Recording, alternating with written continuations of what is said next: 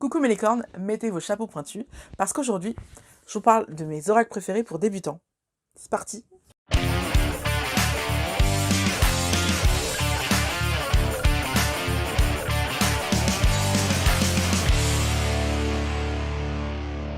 Hello mes licornes, je suis ravie de vous retrouver pour cette nouvelle vidéo, de Noël, fin d'année, tout ça. Aujourd'hui, on va parler des oracles, tout simplement parce qu'on est en fin d'année. Et qui dit nouvelle année, pour moi, dit non seulement astrologie, mais dit aussi d'un autre côté oracle, parce que moi, j'avais comme habitude, je ne sais pas si vous avez la même, mais j'avais comme habitude d'acheter à chaque fin d'année une femme actuelle hors série, spéciale astrologie, et il y avait toujours un oracle dedans. Donc voilà, comme c'est quelque chose qui résonne très fort pour moi, j'avais envie de vous présenter mes oracles préférés pour débutants. Avant de commencer la vidéo, comme d'habitude, je vais vous demander de faire attention à faire défiler les pubs pour que je puisse être rémunérée correctement pour cette vidéo.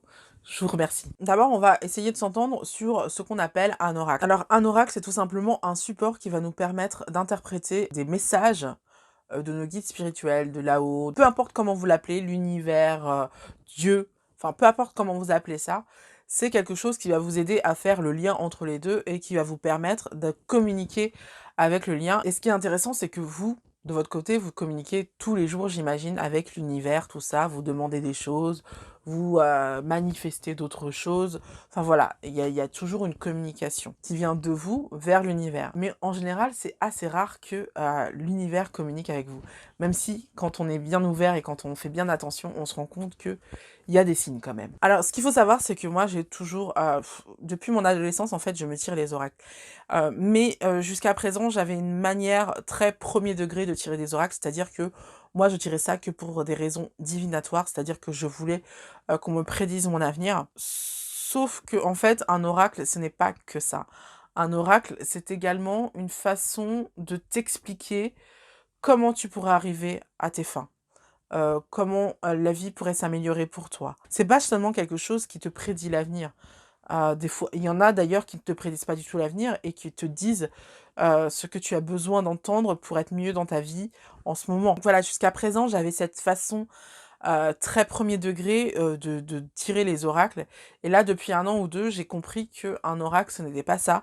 C'était aussi des messages, c'était aussi de la guidance, en fait, quelque chose qui te donne un nouveau regard sur la situation, qui te permet de prendre du recul et qui te permet d'accepter parfois la situation. Et en tout cas, qui t'explique que si ce n'est pas pour toi ça, il y a plein de choses bien plus cool qui vont arriver pour toi. Donc voilà, c'est pour ça que de plus en plus de femmes, aujourd'hui, tirent des oracles, pas seulement pour connaître leur avenir, mais aussi souvent pour avoir de la guidance, c'est-à-dire avoir ce petit conseil, ce petit mot qu'on a besoin d'entendre ce jour-là, en ce moment même. Voilà ce qu'est un oracle. Alors il faut bien faire la distinction entre un jeu d'oracle, un jeu de cartes d'oracle, et un tarot. Moi, je travaille beaucoup sur tarot.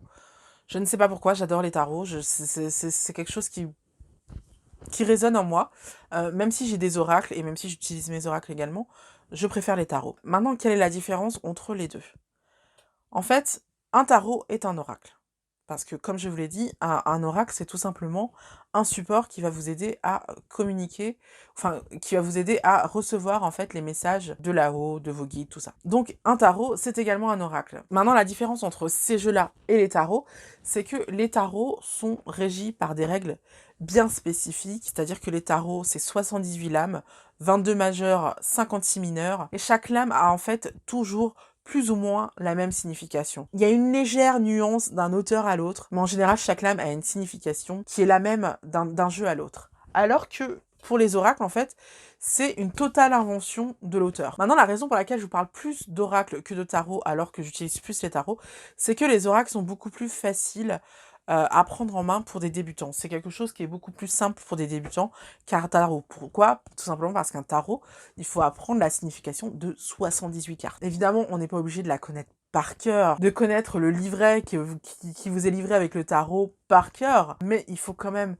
savoir grosso modo ce que signifie une carte pour pouvoir l'interpréter. Même si tu peux toujours utiliser ton livret, c'est aussi important d'interpréter toi le jeu et de t'approprier un petit peu les significations du jeu et de pouvoir comprendre l'histoire qu'on essaye de te raconter. Là pour les oracles, c'est pas du tout le cas. On a en général 44 cartes. Tu es censé connaître également, hein, que tu es censé t'approprier également. Mais là en fait, on va totalement se laisser porter parce que l'auteur a voulu nous transmettre. Alors qu'un tarot, il y a vraiment une trame qu'il faut suivre, il y a vraiment des règles spécifiques au tarot. Par exemple, un jeu d'oracle peut avoir un nombre de cartes différents. Là, on a 52 cartes. Là, dans celui-là, on en a combien? On a 42. Dans celui-là, on a 49 cartes. Donc voilà, on a quelque chose de... En général, ça tourne souvent autour de 50 cartes. Donc voilà, d'un jeu à l'autre, ça peut être totalement différent. Et chaque lame ne veut absolument pas dire la même chose d'un jeu à l'autre. Voilà, c'est vraiment quelque chose qui est très libre et qui donc permet à l'auteur d'avoir des messages très spécifiques par rapport à ce qu'il veut apporter. D'avoir des univers différents, des messages différents. Et c'est pour ça que c'est super intéressant pour les débutants. Alors dans cette vidéo, je vais vous présenter 3 jeux que je connais, que j'ai reçus. Il y en a 2 que j'ai achetés, il y en a un que j'ai reçu grâce à la maison d'édition. Et ensuite, dans la dernière partie de la vidéo, je vais vous faire l'unboxing d'un nouveau jeu qui vient de sortir, enfin qui vient de ressortir parce que il était en rupture de stock l'année dernière. Et en plus, c'est un oracle fait par une Française, publié par une maison d'édition française. Donc j'avais vraiment envie de mettre cet oracle en avant, surtout que c'est un oracle qui risque de me parler énormément. Donc à la fin de cette vidéo, on fera le unboxing. Et dans une vidéo suivante que je vais consacrer aux déesses, parce que cet oracle-ci, c'est l'oracle de la déesse sombre. Donc dans une autre vidéo que j'ai consacrée aux déesses, je vous dirai mon ressenti par rapport à l'oracle, ce que j'ai pensé de l'oracle, est-ce qu'il fonctionne bien, voilà, comment il résonne avec moi. Le premier oracle que j'ai envie de vous présenter, et pour moi c'est vraiment l'oracle pour les débutants qui est totalement, qui est vraiment très accessible et vraiment très facile à comprendre, c'est la sagesse de l'oracle. C'est un oracle fait par Colette Byron Reed, mon auteur d'oracle préféré. Je préfère vous le dire. Je trouve que ces oracles, ils sont hyper clairs, hyper faciles. Enfin, ils résonnent énormément en moi. Je les trouve toujours très très beaux. C'est un oracle d'une grande beauté qui se présente comme ceci. On a une petite boîte. Je préfère les petites boîtes, moi, personnellement. À l'intérieur de la petite boîte, on a un petit livret. Hop. Un petit livret assez épais quand même, comme vous pouvez le voir. Et on a notre jeu de 52 cartes qui ont une bordure métallisée dorée. Ce que je trouve très très joli, et en fait le dos se représente comme ceci. Donc vous pouvez les tirer à l'endroit comme à l'envers. Moi je fais pas à l'endroit à l'envers parce que j'ai peur des messages quand c'est à l'envers, mais vous pouvez très bien les tirer à l'envers ou à l'endroit, c'est comme vous voulez. Et on va avoir un jeu très doux, avec des illustrations très douces, et un message toujours très doux. J'essaye de vous enlever le halo de la lampe. Donc voilà, on a un message vraiment avec avec des cartes très douces et des messages assez doux. Et c'est un oracle en fait qui va avoir une interprétation extrêmement accessible, extrêmement bien expliquée.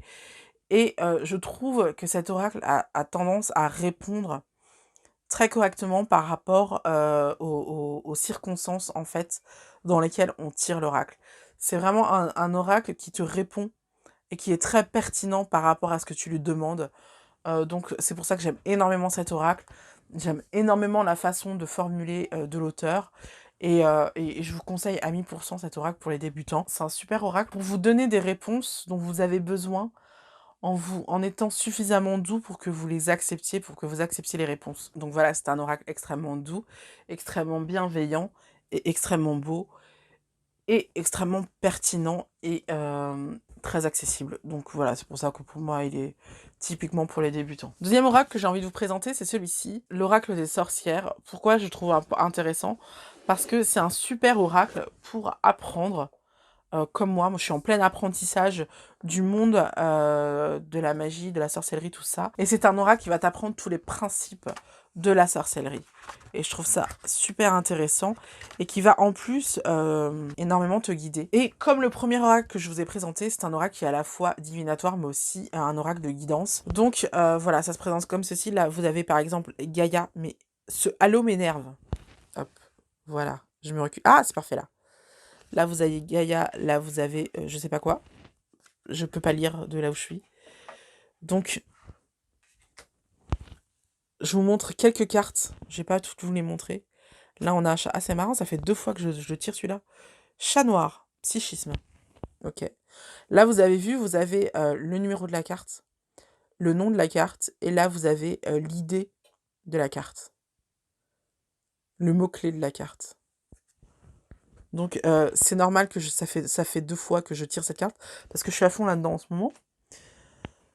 Donc, ça, c'est quoi? Cordon, initiation, ok. C'est pas illogique non plus. Et donc là, l'épée.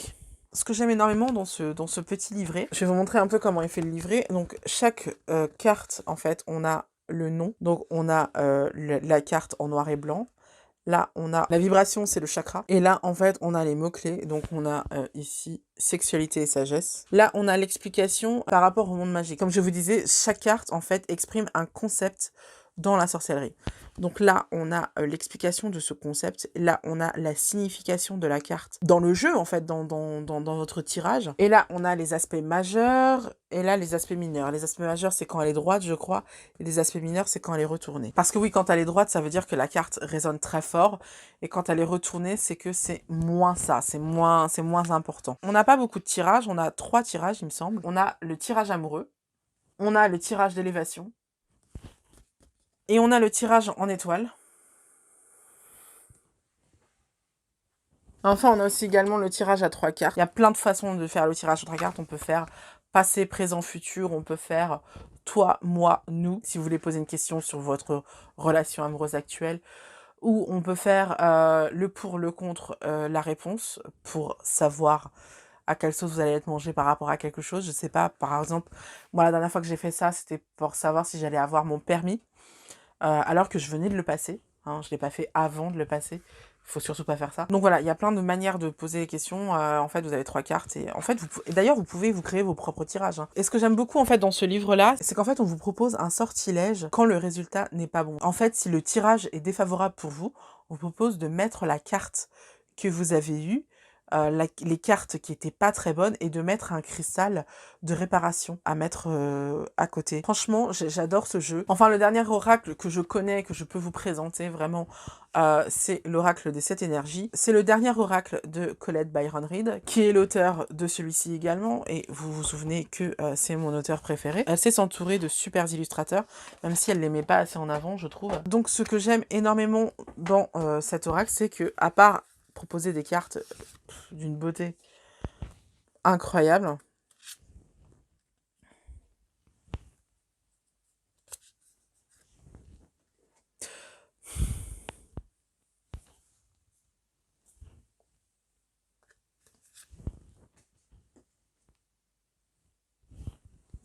ah ouais.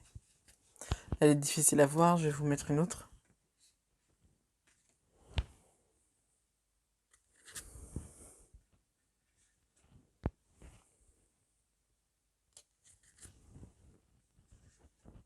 Donc c'est un oracle qui a été fait également en fonction des chakras, des 7 principaux chakras, qui sont l'eau, la terre, le feu, l'amour, le son, la lumière et la pensée. Et chacun de ces 7 chakras a droit à 7 cartes qui vont lui être attribuées et qui vont résonner par rapport à ces chakras. Et donc je trouve que c'est hyper intéressant pour non seulement se tirer les cartes par rapport à un tirage normal, d'ailleurs vous pouvez les tirer que comme ça, pour le moment c'est que comme ça que je les tire, mais ensuite après, par rapport au message que vous allez pouvoir avoir, vous allez pouvoir travailler sur vos propres chakras. Donc ça, c'est quelque chose que j'ai commencé à faire plus tard. Pour le moment, je préfère le tirer au premier degré, juste comme ça, avec juste les messages, sans faire attention particulièrement aux chakras dont on me parle. Mais sachez qu'ensuite, vous pouvez travailler sur vos chakras. Et en fait, l'idée, c'est de demander à vos guides ou à l'univers sur quel chakra vous devez travailler. En tout cas, sur quel chakra résonne la question que vous allez poser. Donc, je trouve que c'est un super oracle. Ça reste quelque chose qui est totalement accessible aux débutants. Hein. Vous n'êtes pas, comme je vous l'ai dit, vous n'êtes pas obligé de faire attention aux chakras. Le côté chakra, ça va être plutôt pour ceux qui sont un peu plus confirmés, qui savent comment ouvrir leur chakra, comment travailler dessus. Mais vous pouvez totalement l'utiliser comme un oracle lambda. Les messages sont tout aussi clair et intéressant que pour celui de la sagesse de l'oracle, donc c'est pour ça que je vous l'ai présenté. Donc maintenant, on va pouvoir passer à l'unboxing de l'oracle de la déesse sombre. Ok, donc pour aller plus vite, j'ai enlevé tous les blisters, comme ça on y va plus vite, donc c'est pas vraiment un unboxing parce qu'en plus j'ai sorti du carton, mais ça va être une première impression. Donc voilà cet oracle de la déesse sombre. Alors il paraît que c'est un oracle qui met un petit peu des coups de pied aux fesses, donc pourquoi pas, je crois que de toute manière j'ai que des doudou decks, donc des oracles très doudou, très doux, donc c'est peut-être pas plus mal que j'ai ça. Comme vous pouvez le voir, on a une grosse boîte super belle, en ouvrant, on a vraiment de super illustrations, j'adore la nana, enfin la sorcière en fait, avec son livre de magie noire. C'est un livre de magie noire ou pas? J'arrive pas à distinguer si le pentacle il est à l'envers ou pas, j'ai pas l'impression qu'il soit à l'envers, mais il est pas forcément à l'endroit non plus. Donc je crois que c'est un pentacle un peu neutre en fait, qu'elle a voulu faire, l'auteur. En tout cas l'illustratrice. On a un super gros livre en fait d'explications. Franchement, il est balèze, c'est vraiment un vrai livre en fait. Voilà, je sais pas combien de pages il fait. On va voir. Ouais, 286, 287, donc 288. Donc on a, voilà, un super bébé. Et j'adore parce que j'ouvre et je tombe... Ah bah c'est la même illustration. Je tombe sur quoi en fait? Je tombe sur un serpent qui encercle un utérus avec des lunes à côté. C'est hyper fort comme message. Hein. Donc voilà, c'est surtout c'est un oracle assez féminin, féministe. Même s'il paraît qu'on peut l'utiliser même quand on est un homme. Et donc en fait, le livre se compose... Alors le livre, au niveau du livre, on a un bienvenue chez elle, bienvenue chez la déesse sombre. Donc une petite explication de ce qu'est la déesse sombre. Je vais lire ça avec intérêt. Ensuite, on a un petit guide de la sombre cartomancienne. Hyper intéressant. Franchement, j'ai hâte de lire tout ça. Et ensuite, on a un tirage de speed dating qu'on va faire aujourd'hui. Comme ça, on va pouvoir voir les cartes. Comment elles parlent. Comment ouvrir les portes de cet oracle. Je vais peut-être le lire avant. Et la question, êtes-vous prête à être forte? Oui, parce que, en fait, l'oracle de la déesse sombre, c'est un oracle qui te met des coups de pied aux fesses pour que tu sois plus forte et plus puissante. Donc ensuite, on commence à avoir les cartes. Donc là, on a la première carte, l'élu. Et on a les mots-clés. La voix de la déesse sombre, la voix initiatique. Je crois que j'ai raté une page. Hop. La signification divinatoire et transformatrice. La carte en ombre. Ça, c'est la carte si elle est dans une position soit inversée, soit dans une position négative. SMS, symbolisme mystique sacré. Le pop panthéon et la danse de la déesse. Donc tout ça, c'est en rapport avec la carte. Quelles personnalités sont en rapport avec la carte pour qu'on puisse mieux comprendre le message de la carte. Et enfin, on a un rituel et un espace de notes. Et on a ça pour chaque carte. Donc en fait, on a 6 pages par carte. Donc c'est pour ça qu'il est aussi gros. Et franchement, c'est super chouette parce que franchement, le livre est vraiment très beau. Hein. C'est un vrai livre bien illustré, bien expliqué. Franchement, je suis ravie. Donc maintenant, passons au jeu en lui-même. Je sais pas pour vous, mais moi, quand je regarde une revue d'oracle, je m'en fous en fait de voir le livret. Je veux voir les cartes avant tout et après, je regarde le livret. Donc, je vous ai pas montré le dos, donc voilà comment se présente le dos. Et donc, quand on veut regarder l'oracle en lui-même, on tire sur le ruban et à l'intérieur, on a une deuxième boîte. C'est hyper bien fait, c'est hyper beau, franchement, je suis ravie. Hop, et on a des cartes. Et le dos est vachement sympa, on a des atamés avec des croissants de lune. Ah! L'intérieur de la boîte. On a une femme avec son appareil reproducteur en évidence. Et donc, le dos des cartes se présente comme ça. Et on a l'intérieur. Waouh! Plaisir solitaire, j'adore. C'est une femme qui se masturbe dans son bain. C'est génial. La sainte colère. Ouh là là, la peur. Bon, moi ça me donne envie d'essayer tout ça. Je regarderai les cartes une par une plus tard, quand je serai en tête-à-tête avec ce jeu-là. Pour le moment, on va faire le speed dating. À savoir qu'en ouvrant le jeu, en fait, j'ai fait mon petit rituel de nettoyage. Donc comme vous le voyez, en battant mon jeu, il y a une carte qui est tombée tout de suite. Et c'est la carte de la sage-femme. Accoucheuse, rébellion lumineuse, révélée, divine. Je suis le féminin jaillissant, la clé marquante, La main qui te raccompagne chez toi. Et du coup, oui, je vous ai pas expliqué le tirage speed dating. En fait, c'est le tirage qu'on vous propose de faire dès que vous avez ce jeu pour pouvoir savoir ce que va vous dire. Donc, je trouvais ça intéressant de le faire avec vous. Et en tout cas, bah, la sage-femme, c'est une sage-femme comme chez nous. C'est quelqu'un qui prend soin des autres et qui accouche et qui permet de mettre en éveil. Donc, ouais, c'est intéressant.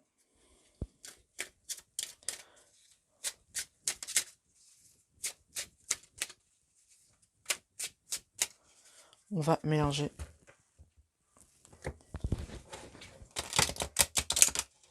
C'est quelque chose que je vous conseille de faire quand vous avez un nouveau jeu, que vous voulez pas passer des heures à le battre. C'est de le couper en deux et de faire un battage façon poker.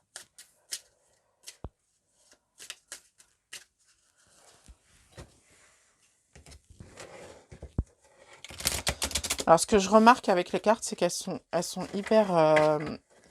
Enfin, elles glissent très très bien. Elles sont hyper faciles à avoir en main. Elles glissent très bien au point d'avoir plein de cartes qui tombent. Et du coup, plein de messages en plus de celui qu'on veut. Et donc, hop, on va couper une dernière fois avec la main gauche toujours. Hop.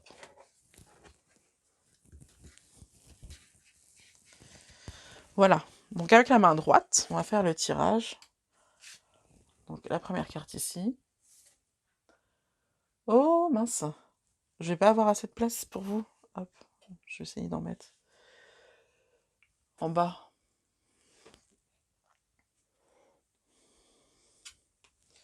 La deuxième carte ici. Je vous la montrerai, vous inquiétez pas. Deux cartes là.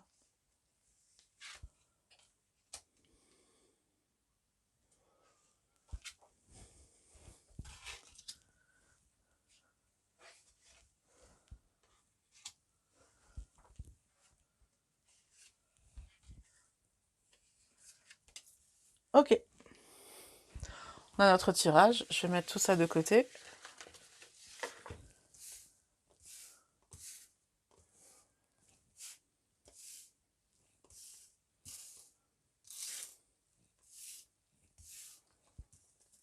Voilà.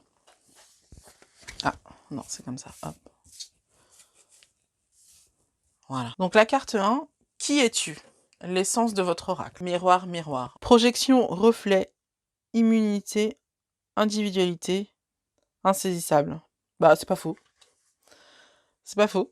Le reflet, la projection, tout ça, oui, c'est pas faux. C'est ce qu'on lui demande de faire. 2. Que fais-tu dans la vie? Le domaine de spécialité de votre oracle.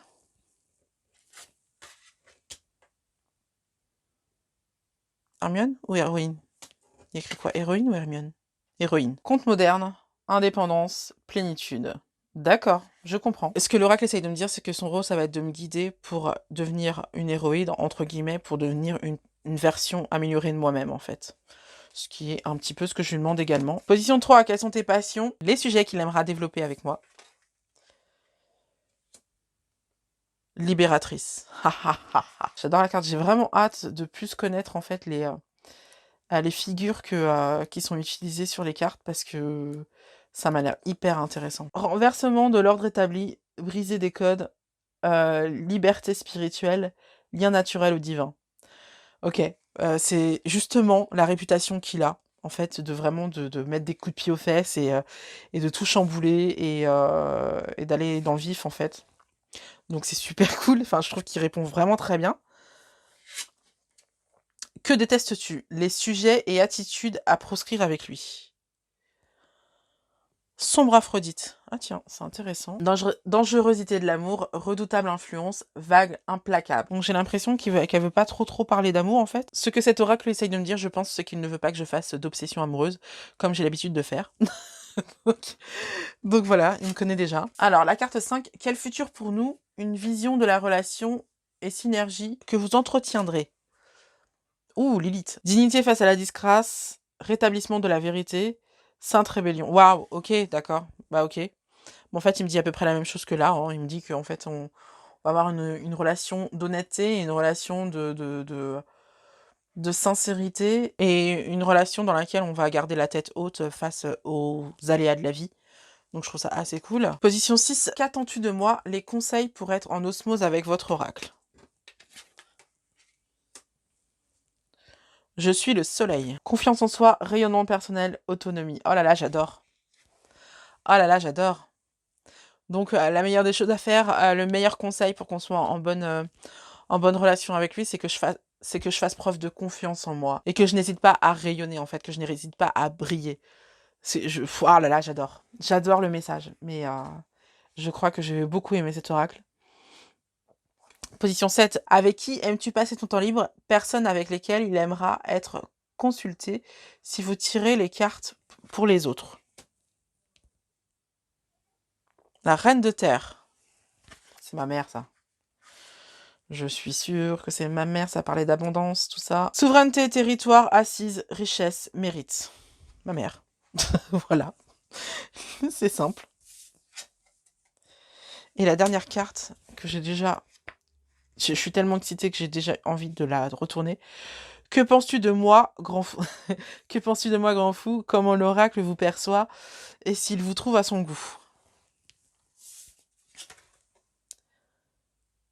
Le labyrinthe. Alors, on a quête personnelle, exploration, méandre, affronter. Ah, en fait, il est en train de me dire qu'il ne m'a pas encore perçu, qu'il m'a pas encore cerné. Ok, mais je trouve que tu m'as bien cerné quand même quand tu parles de ça. Hein. Quand tu parles de ça aussi. Ok, on va voir. En tout cas, je trouve les cartes super belles. Franchement, je trouve les cartes super belles. Et je trouve qu'en effet, il est très pertinent, ce jeu. Il est vraiment très pertinent. J'ai vraiment hâte de me l'approprier et vraiment de le prendre en main parce que je le trouve vraiment super chouette. Voilà, du coup, je pense qu'on a terminé pour la présentation de l'oracle de la déesse sombre. Je vous en parlerai plus en détail quand j'aurai bien pris le jeu en main et quand je voudrais faire ma vidéo sur les déesses pour la journée de la femme. Voilà, c'est tout pour aujourd'hui. J'espère que la vidéo vous a plu. Si c'est le cas, n'hésitez pas à me le dire avec un pouce bleu. N'hésitez pas à commenter pour me dire ce que vous avez aimé.